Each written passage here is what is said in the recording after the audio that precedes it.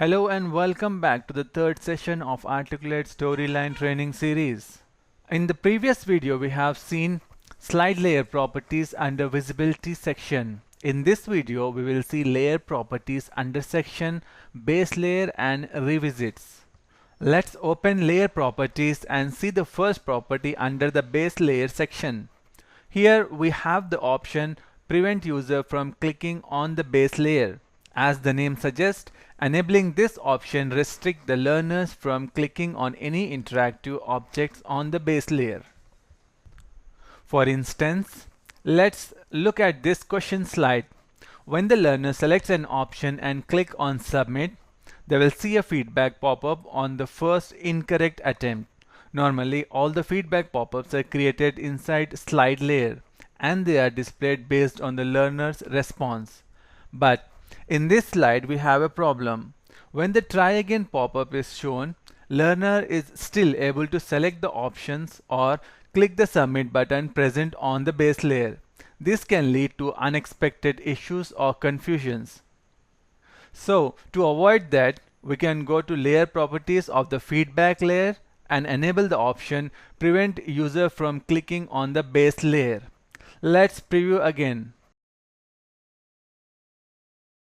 Now the learner is restricted from clicking on the base layer objects until they click OK to close the feedback layer.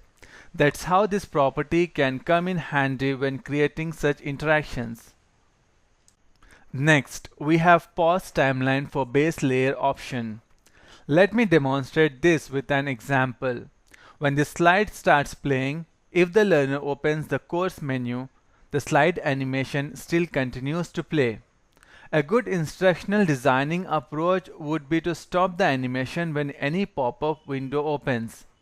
In order to do so, let us go back to the slide layer property and then enable the pause timeline on base layer property.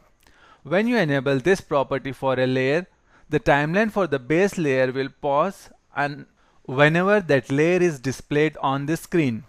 So let's preview and check this again. As you can see, this time the base layer stops when the menu layer appears on the screen. And next we have revisiting section. In this section we have when revisiting property. This is quite similar to the revisiting property in slide properties section which we have seen in the slide properties video. For instance, if you look at this interactive slide, when we click on No More button, this layer appears with two tabs in it. In order to return to base layer, we need to click both the tabs.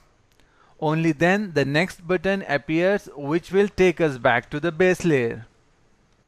But when we revisit this layer, it starts over and we need to click these tabs once again in order to go back to the base layer.